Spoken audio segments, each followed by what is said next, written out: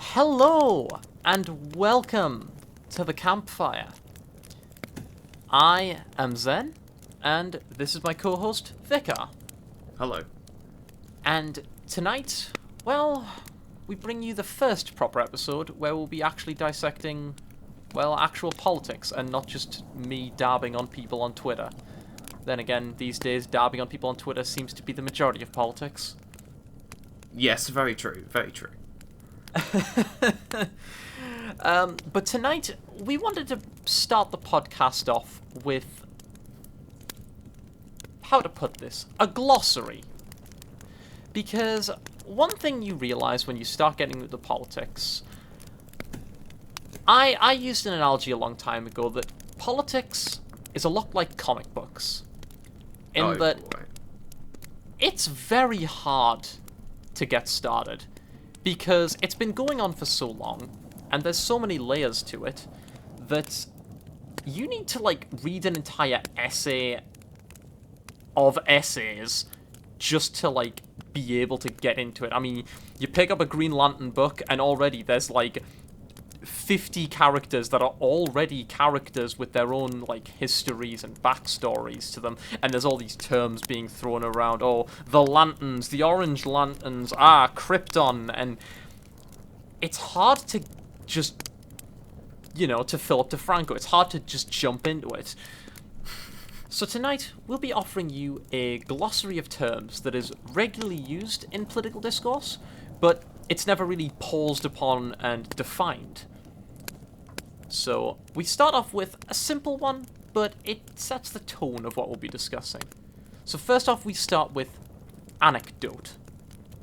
Now, this is the simplest one. Even non-political people probably have heard of it and maybe even know what it means. An anecdote is when a person draws upon primarily personal experiences while disregarding actual statistics and such. It's something I do a lot. Yes, I can confirm. Is there anything you'd like to speak on to expand it? Well, sure, so that definition you gave is a kind of politicized definition. It's the way a lot of people in philosophy and politics use it. More generally speaking, as you sort of briefly alluded to with that point about non-political people in general using it.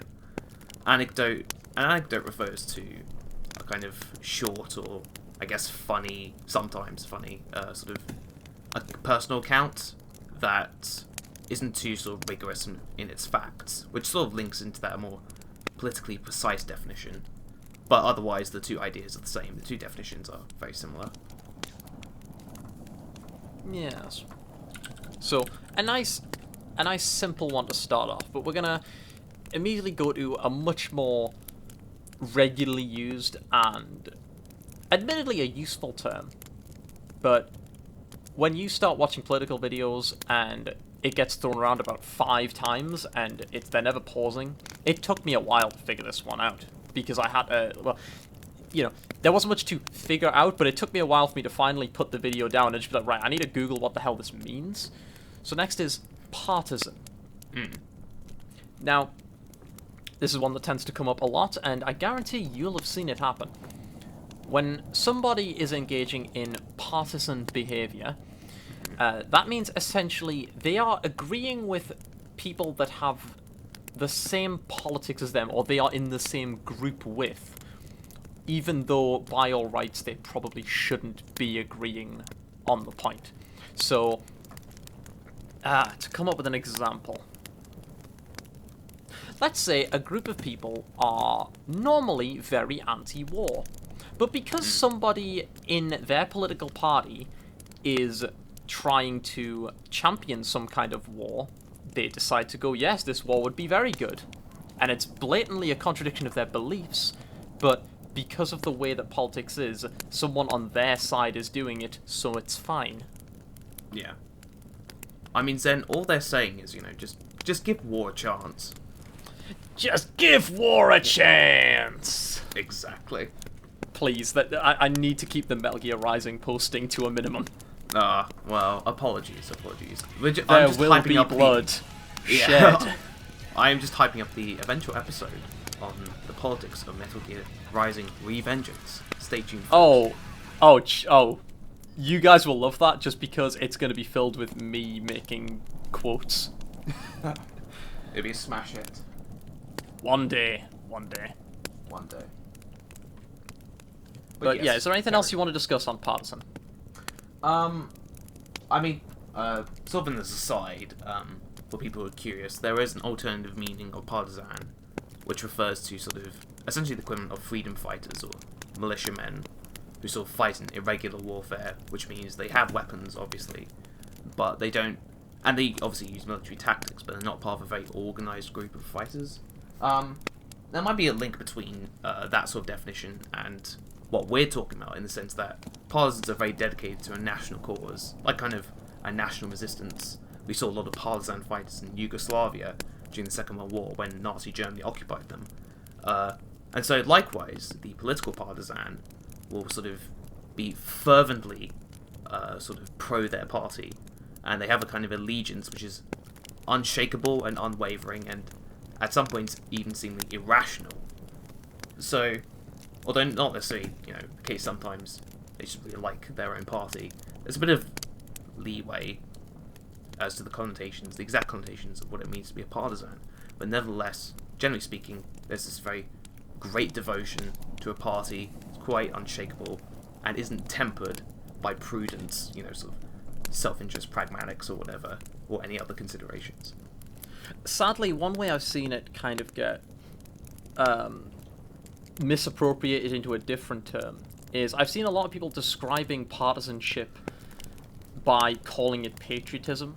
Like someone being partisan to their country, they call that being patriotic, and admittedly I watch that and I think that's not what patriotism is at all. I think some forms of patriotism can be that, although certain types, as I think you'll agree, just see patriotism as a kind of just bad. It's bad, and they'll overgeneralize, and that. Well, and then we see a fascinating form of partisanship where some kinds of patriotism is good, and then some kinds of patriotism is bad. There is that, which we've seen a lot of recently. Very recently. But anyway, indeed. Moving on to one that gets a bit more complicated. Do you want to introduce this one? Oh, certainly. So, the next one, instead of one word, it's now two words for one phrase. And We're getting complicated. Very complicated, right? Strap yourselves in, ladies and gentlemen, and other kin. We are very progressive and diverse podcast. I'd be astounded. Exactly. So, our next term, is something you might have heard of if you circulate in a lot of political circles, and that is the term the Overton Window. Now, some of you might be going, "What, an Overton Window? Is this a kind of? Is this a segue into you shilling for today's sponsor, which isn't Raid Shadow Legends?" Well, my dear viewer or viewers, no, sadly we are not sponsored by any great esteemed company. The Overton Window isn't about literal windows. It's about more sort of perception, or kind of, instead of a window into the soul, it's more like the window into the soul of a country's political beliefs. It encompasses a sort of objective view of what is seen as acceptable to say in public discourse. Many people might know of this sort of political compass, a sort of expansion of the political spectrum between left and right. And you might imagine that an Overton window can be represented like a kind of cutout, sort of a square within the whole grid, maybe centered on, the center. And so within this square, this is the Overton window. This is the kind of part of the political spectrums which are acceptable, the sort of more moderate side of politics. What's interesting, though, is that obviously you can move the square around. And so, depending on different times or conditions, some policies on the left, or more towards the right, or more authoritarian or more libertarian, might be more acceptable to society than other times. Yeah. Yes, and it's interesting because you'll see a lot of it in politics where someone will call someone else right-wing or left-wing or authoritarian, And then that person will go away and take a political compass test, and they're not. But on the current Overton window of the country or the discourse, well, they are on the right of the box, or even outside the box on the right, but the box is moved in such a way that you physically cannot be in the box if you are even in the centre. Which, admittedly, this could be hyperbolic, and it does depend, a country does not have one box. Like, there is boxes within the country. It's an odd way to think of it.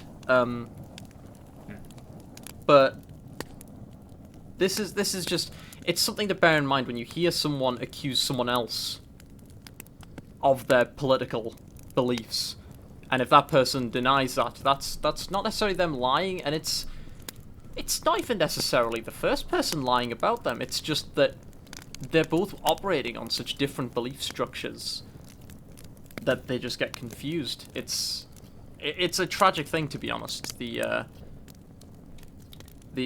clashes of different people's Overton windows.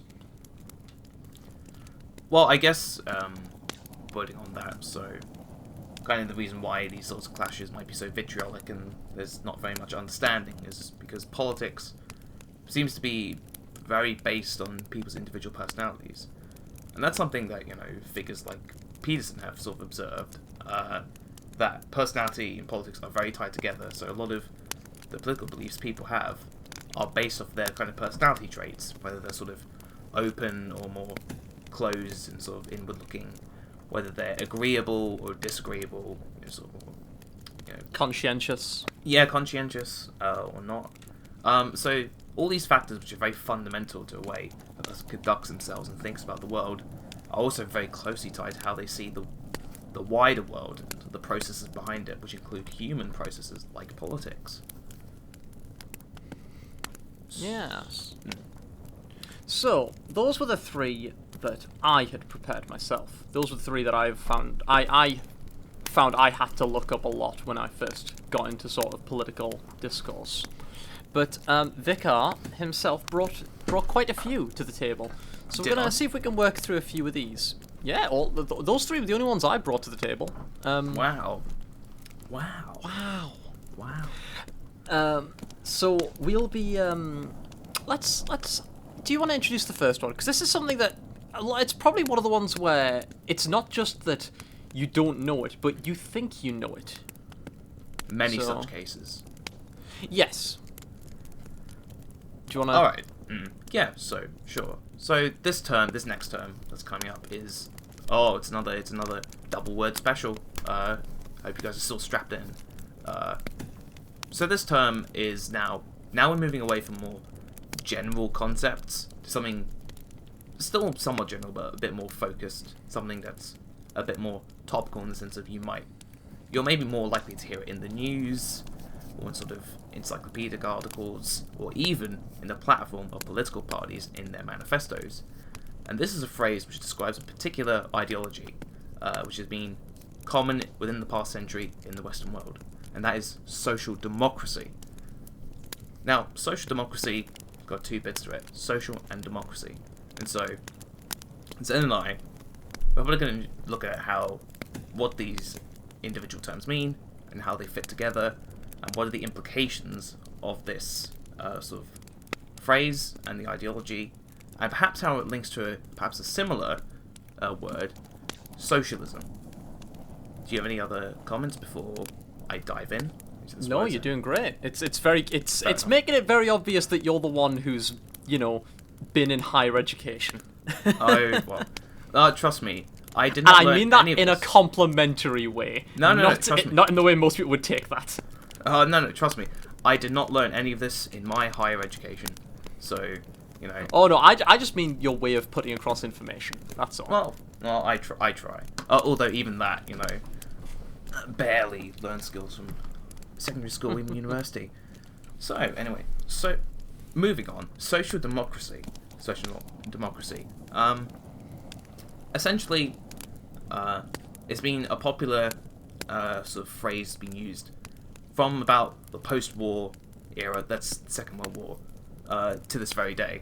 And social democracy is often an ideology characterized by what we might consider sort of lots of social services, so government-run programs to help the poor and the needful in order to balance out kind of inequalities in the economic structures of the Western world. And what's termed the post-war consensus, the sort of period in especially British history, but also American, and Australian, and Canadian history, and among many other countries like France and Germany, who saw a lot of inequalities being exacerbated in the Great Depression and the World Wars, and thought that the use of increased state power would help alleviate suffering in the lower classes and create a more equitable and fair system for future generations. And so social democracy, these two bits of it, social and democracy.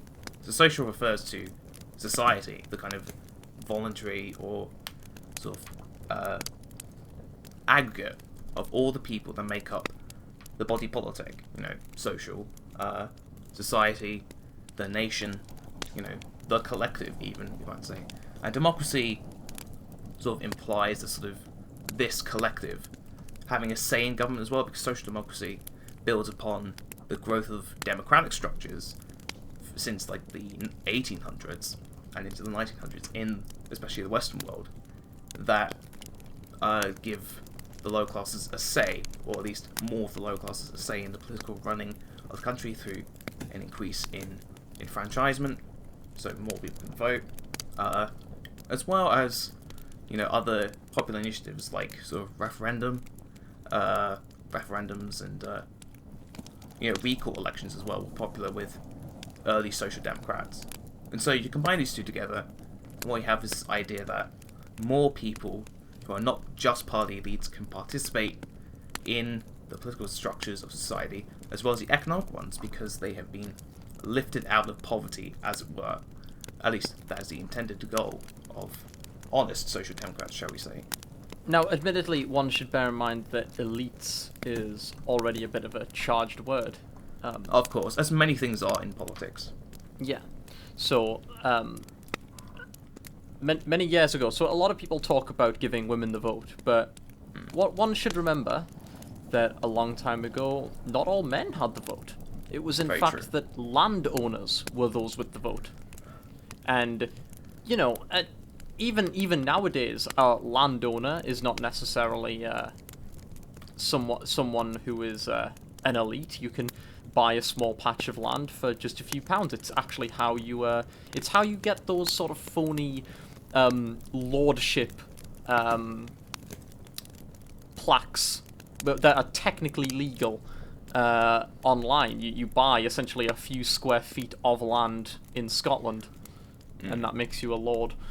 So it's what one should bear in mind that was certainly a way of doing things that I'm not gonna lie, these days as I watch political discourse, I think that we could definitely consider that, or some form of citizenship that is granted by service, perhaps. Now that is a segue into a very popular topic with certain people that we know and get along with very well. But perhaps a segue too far, because otherwise we will sit here and spend hours talking about a very humorous, very charming, and perhaps a very inspiring film. Which, yes, that might be something for another episode. Or another absolutely. Time. I'm not gonna lie, we're never gonna do better than Sargon did. So just go and watch his video if you've not seen it. Well, so yeah, that will be the episode. It will just be Sargon's video being uploaded. And then Re-upload. And then we'll be sued, and then we'll all be out homeless. The glorious finale of the series. Yes. That is the conclusion we've been building up to. But we should move on to the specific definition of socialism. Because you'll hear this a lot when there is, debate in public. Someone will be saying that they want a certain policy. Another person will say that's socialist, and they'll go, well, that's what Denmark has, or something to that effect.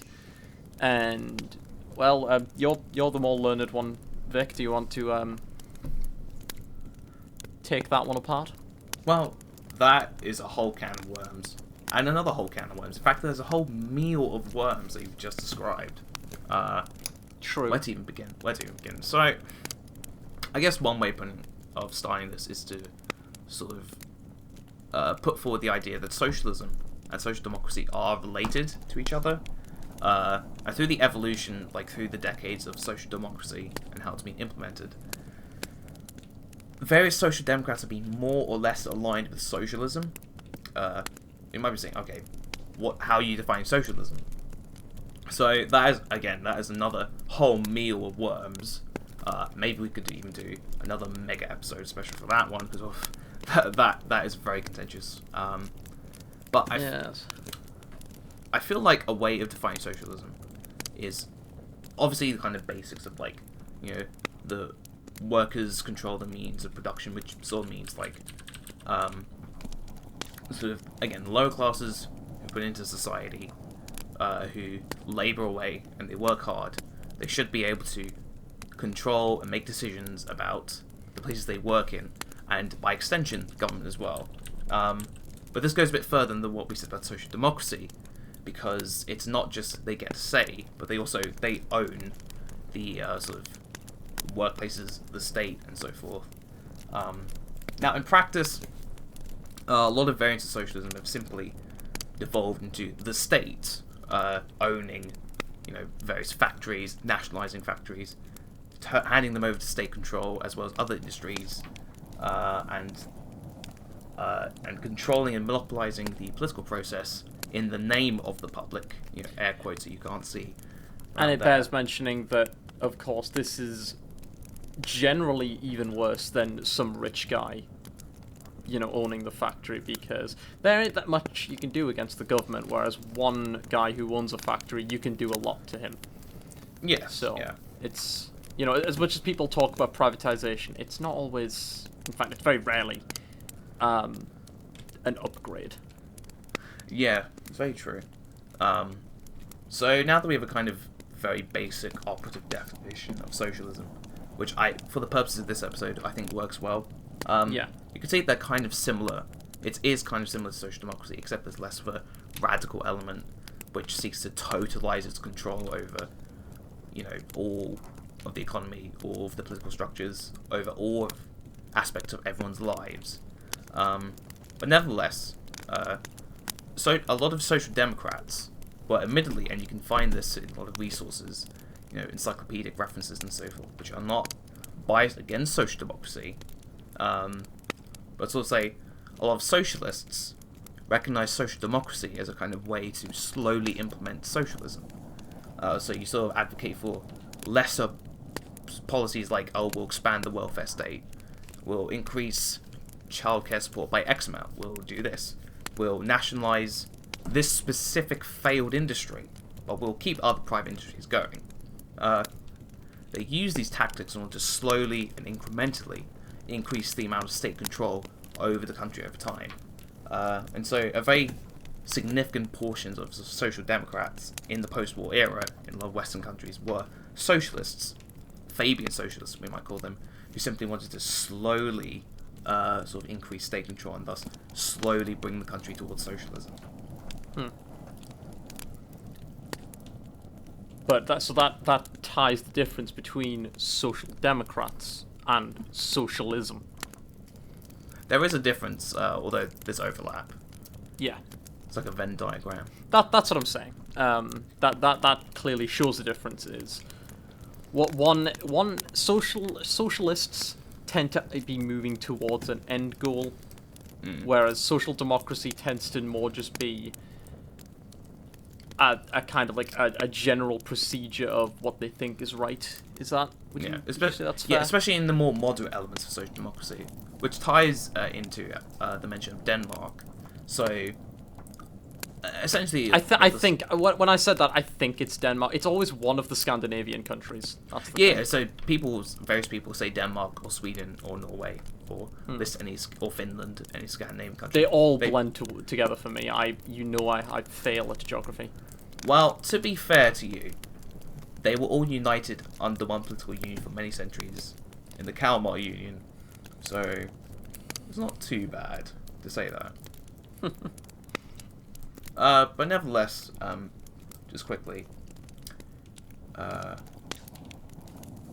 in Scandinavian countries, they do have a form of social democracy, but it is a more moderate form of social democracy, which, to really sort of reduce it down, is just simply saying, we'll have a very large welfare state, which provides for the poor, but we'll try and keep out of the way of businesses as much as possible. And so, or even just more importantly, entrepreneurs. So people can still get on with their lives, whether you're, rich or poor, you can do whatever you want. It just makes some significant contributions to the state budget, and then we'll provide those to the poor. But never, you can do what you want.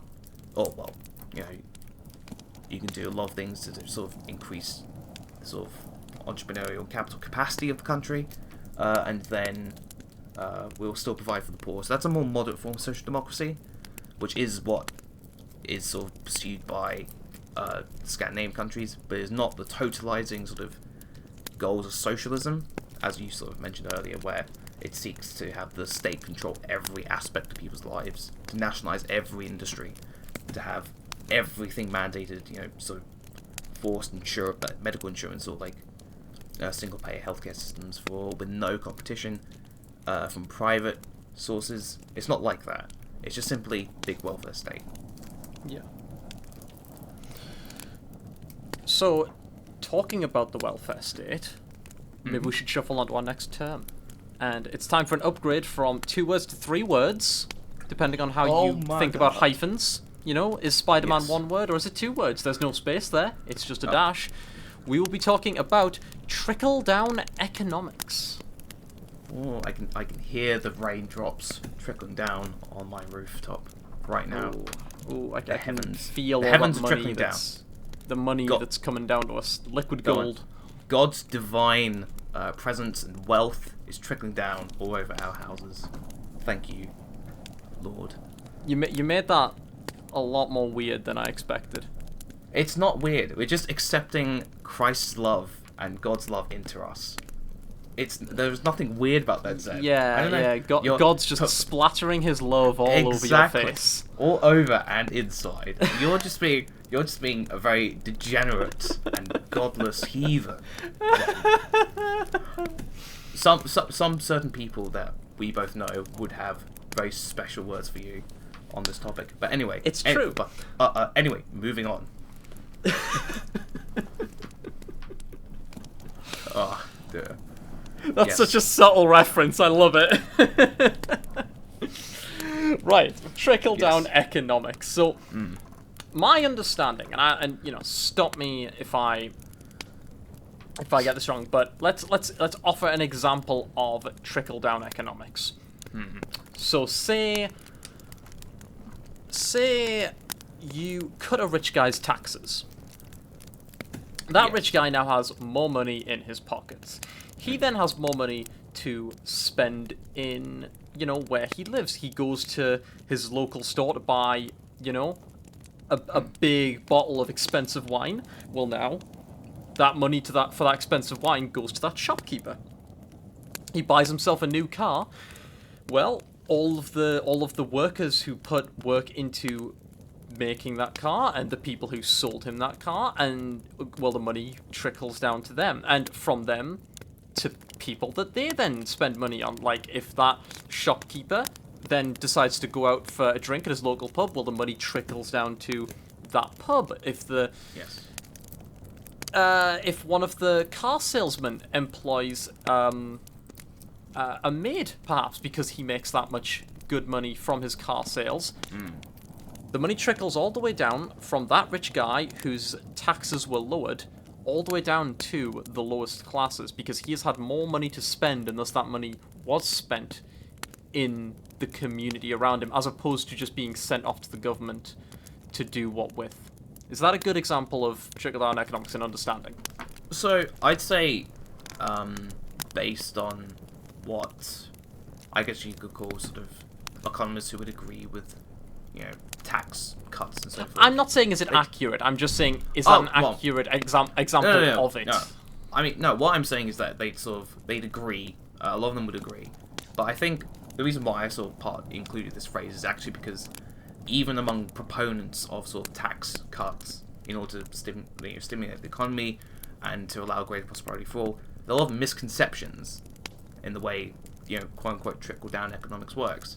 And so, I mean, I think with the explanation, it's not just a thing with you. Lots of people, even very learned people, get a lot of this wrong. So I think there are 3 key issues, a bit like with our 3 key words in the phrase, with trickle-down economics. And so the first one's a bit of a minor one, but it is important to make because opponents of what you might call and others might call trickle-down economics use this to justify saying, oh, well, this is actually a bad policy. So when you say tax cuts, we want to clarify this is a tax rate cut.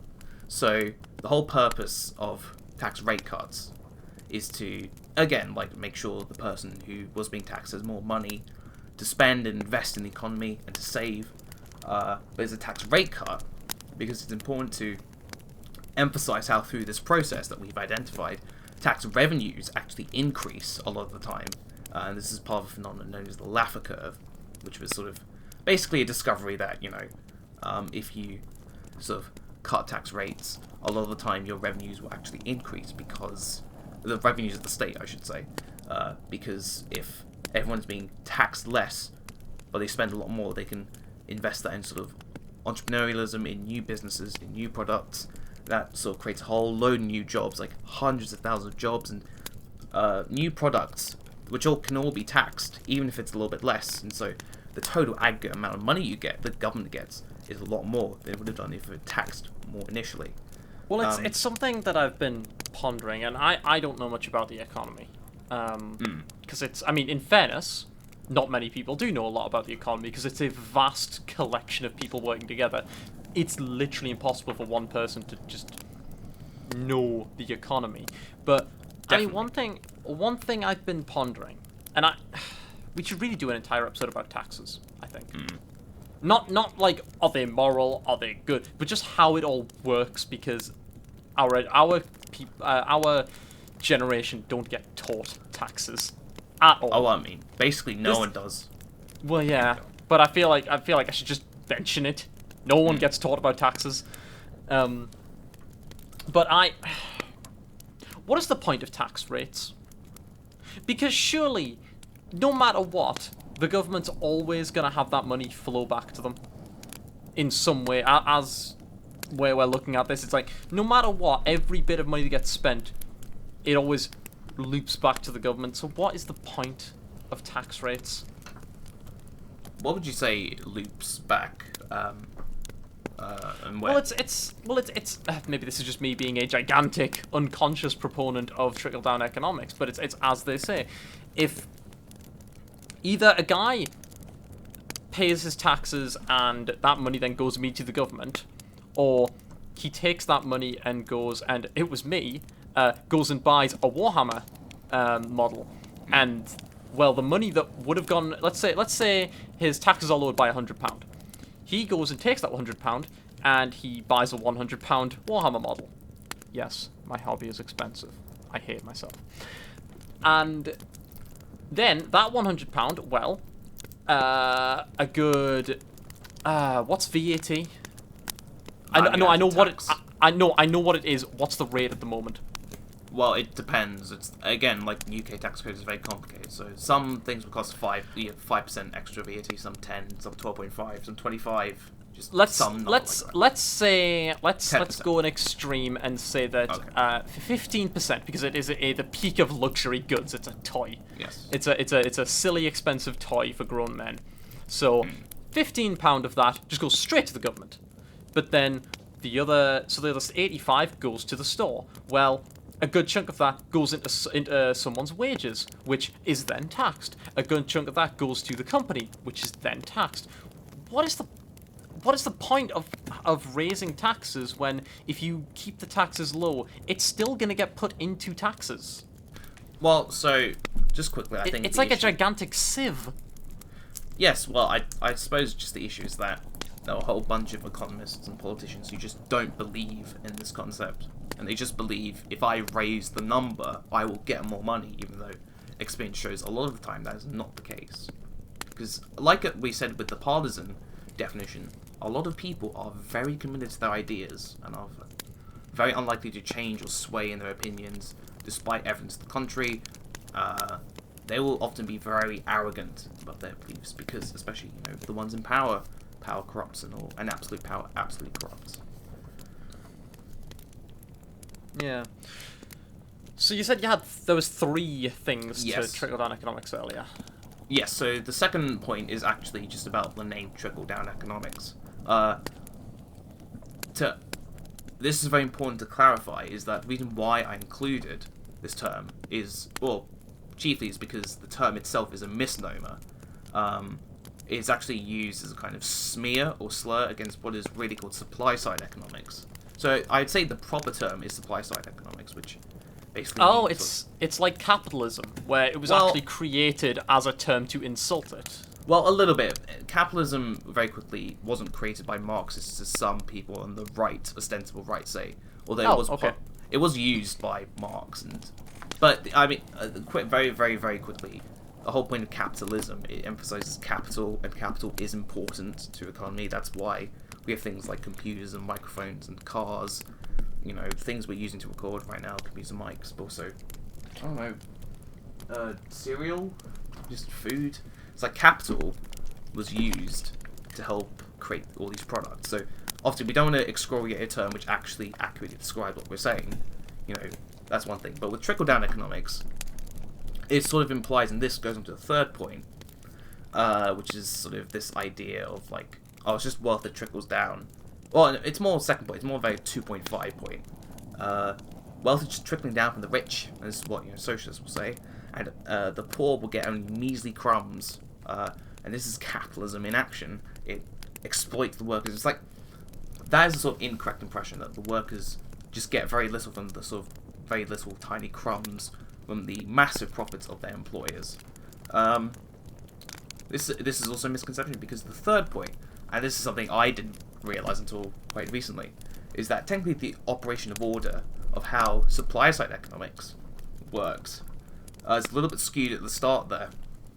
Although it is true that not taxing employers as much results in them having a lot more money, that they can pay workers more, or invest in sort of new goods and services which can employ more people and provide more sort of, again, goods and services, is that it's still forgetting one crucial step at the start, which is that workers are paid regardless of the profits of the employer. So this is crucial because a lot of the wealth, or I guess money and income that people use to buy things in the first place, when they work for an employer, it still provides them before this process of tax rate cuts and so forth. So really it's more a case of, especially with small businesses, high tax rates force a lot of small businesses into bankruptcy, which means obviously if a business goes bankrupt, or just before it does, they are likely to lay off all their employees, and well, that means they're earning nothing. They can't buy anything. They're going to be desperate. They're not going to have much to... They're going to be really thinking about the essentials like food and water. They're not going to be thinking about buying... if they're responsible, they're not going to be thinking about buying like computers or whatever, or fancy tech or so forth, or jewellery. So... Whereas if you don't tax businesses punitively, they can keep their employees actually employed, so they can still be paid. And so that's a kind of crucial step that's missed out in supply-side economics, which is sort of show why supply creates demand, because, well, it's sort of like the fact that this business is operating means that people are paid, and so that pay is what they use to buy goods and services. So that's kind of the whole underpinning of supply-side economics, which is called trickle-down economics by certain people, mostly detractors, but even some supporters of supply-side economics. I honestly like the term trickle-down economics just because it's a good way to visualize it.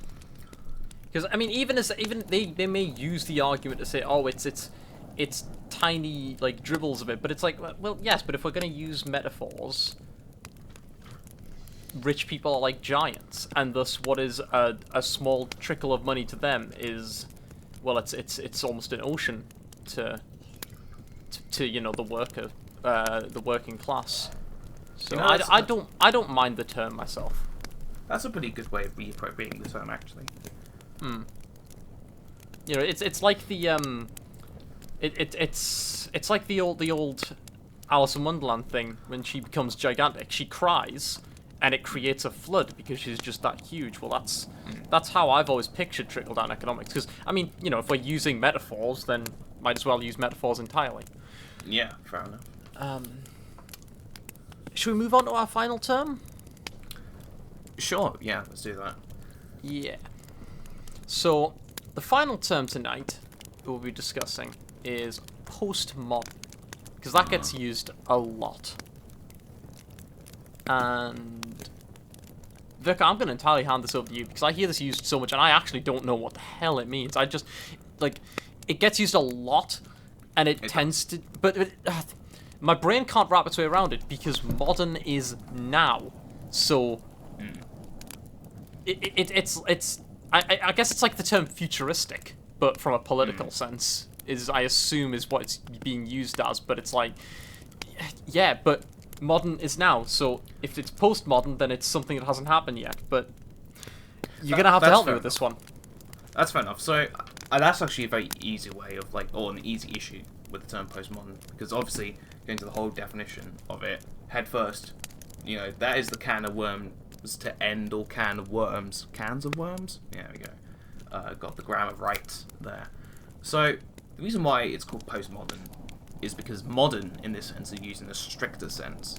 A lot of definitions, they have what we might call kind of broad definitions or strict definitions. And you see this in scientific contexts, like, for example, oh, we found skeletons of this species, you know, oh, we're going to call it, it's actually a new human, we're going to call it Homo sapien, but sensu lato, which is like Latin for broad sense, because it's sort of, it's older than most skeletons, the features a bit broader, stockier, whatever, so it's all vaguely human, but not really, whereas we might call humans in a stricter sense as sensu stricto, like, oh, only humans that lived from 20,000 BC onwards, and so they look basically the same as modern humans living today. I'll be blunt, you've already lost me. Great. I mean, that is a very common occurrence with you, so I'm just going to keep marching on anyway. But essentially here, modern is being used in the stricter sense of, like, the modernist period, or modernism, which was a kind of movement of, like... Oh, this is the term of thick concepts you're trying to talk about, isn't it? Or is this a different thing? Well, I've heard that term used sort of frequently. I haven't looked into it much more myself, which I really should do. But well, I'll have to direct people to a video that that actually goes into this by some people that I'm very much looking up at, which is the Lotus Eaters. This may be a premium article, I'm not sure, but if you're listening to us, you're probably listening to them as well. So go check that out. Thick concepts. I definitely need to catch up on that. But so modern here is using the stricter sense of the modernist period, which, again, definitions are like of the when the time period begins or ends are a bit fluid. But essentially, it's like the modernist period covers the late 19th century to early 20th century, and so you have like modernism in paintings, you have modernism in architecture, which includes stuff like Art Deco, you know, like some of the skyscrapers in Manhattan and New York City, like the Chrysler Building, Empire State Building, as Art Deco.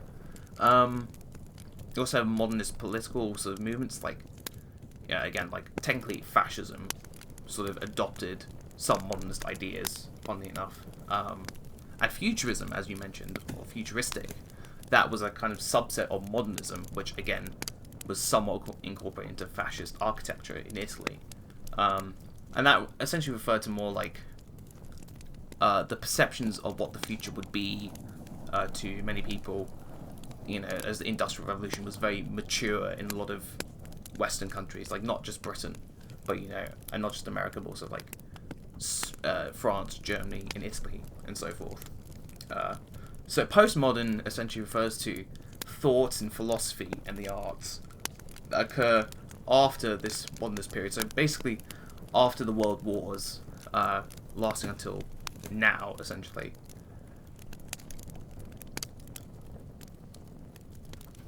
That's the kind of chronology sorts it out. Right.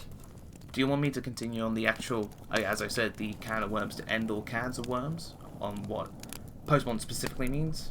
I'm struggling to follow you on this, so just keep steamrolling on, and I hope that the people listening are following better than I am.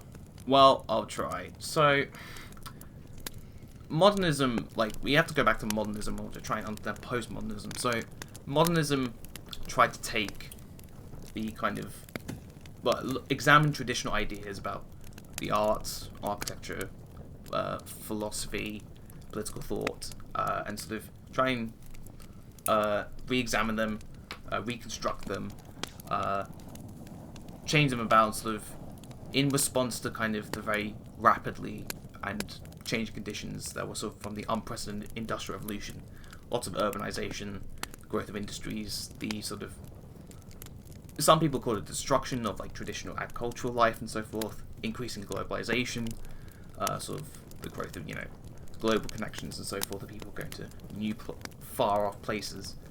So that was modernism, and baked into it was a kind of, especially from the perspective of postmodernists, was a kind of optimism of like, sort of understanding the challenges of the world and looking to a kind of brighter future by embracing new sort of, not necessarily scientific, but kind of just methodical ideas and mechanical processes, again, like futurism, especially. So, like, new technologies will help propel us forward into a new age. But postmodernism happens after the World Wars, when one aspect of modernism, or the modernist period, you could say, is like kind of, and the Industrial Revolution, is the increase in the mechanization of warfare.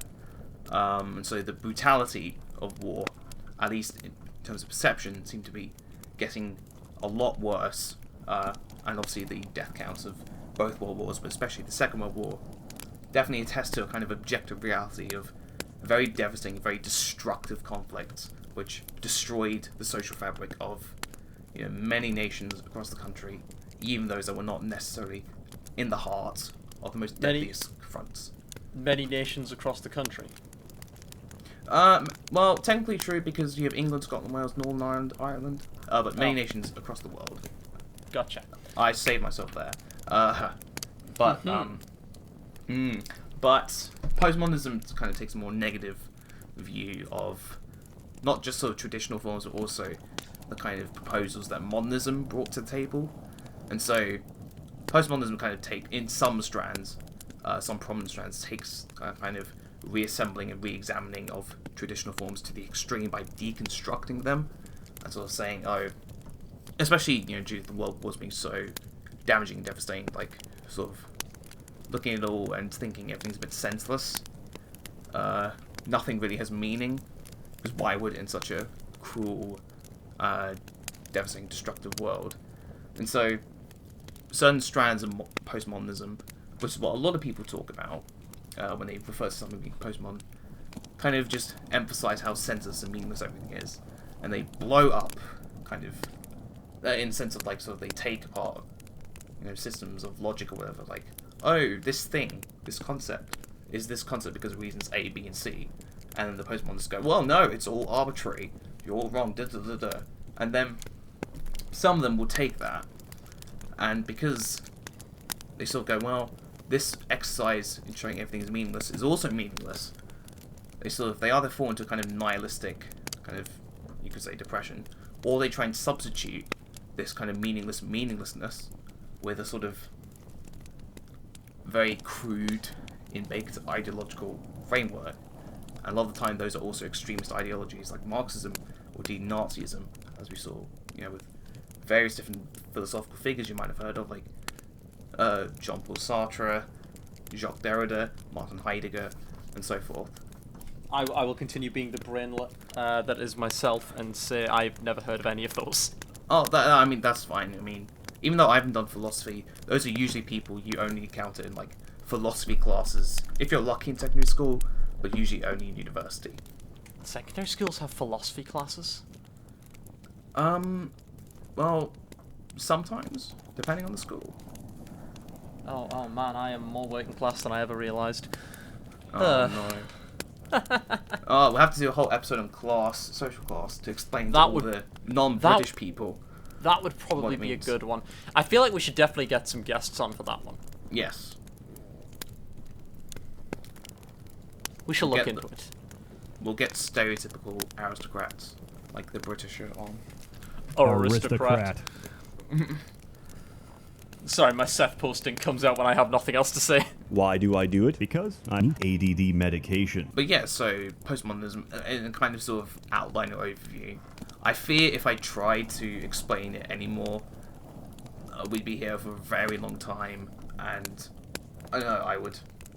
Because I'm not reading off of any notes, I'm not reading off of any script, like, here's my dissertation on what postmodernism means. The more I get into sort of precise terms, the more I'm going to not be inaccurate. Well, I guess imprecise would be a term where I sort of get the general idea right, but it becomes a bit too vague, or in terms of how correct it is. So if people are interested and want us to expand on any of these, feel free to put in chat that you want a follow-up episode on postmodernism, and I'm sure Vicar would be most obliged, or he could probably link you to some actual dissertations regarding it. But yeah, or the most important thing, if you keep hearing certain terms in politics that you would like to hear more about, whack them down in the comments. We can definitely do a definitions episode 2 or part 2 down the line. I really enjoy these ones. Fair enough. Or the loyal viewers can type in the chat, actually you're wrong, no, such is great, what are you talking about? No. Well, you know what, those are the best ones as well, because we learned something. Well, I mean, we could learn something, that is true.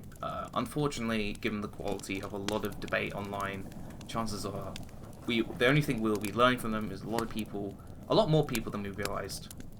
They're not their best. The internet is not sending their best. Well, you know what we'd be learning? We'd be learning how much the internet needs these videos of us explaining things. Yes. We're not the videos this internet wants, we're the videos this internet needs. But maybe not right now. On that note, I think it's time that we put the fire out for the night. And on that bombshell. So, you can find me at NightClubVirgin on Twitter. You can find him. Can you? Or am I in hiding? But, real talk. My Twitter handle, I believe, is Stedman18James. They'll be up on screen, and of course, they'll be in the description. And if you want a break from the politics, you can find me on Twitch at Denziel_Jones. I play video games there, and I try to stay out of politics, but Vicar can heavily state that I am bad at that. You're very bad at that. Although, to be fair, the fans, I'm sure Zen here, he wants to cater to the fans' needs, and the fans, they're quite politically engaged often, so... And in fairness, I don't bring it up out of nothing, but, when someone in the game is, acting like an idiot and making very poor decisions, I can't help but compare them to Biden. It's too easy. Well, I mean, yes, fair enough. But on that bombshell... we shall see you all at the next camp retreat. You all hopefully not take often care. Actual bombshell. Take care. You all take care and have a good night.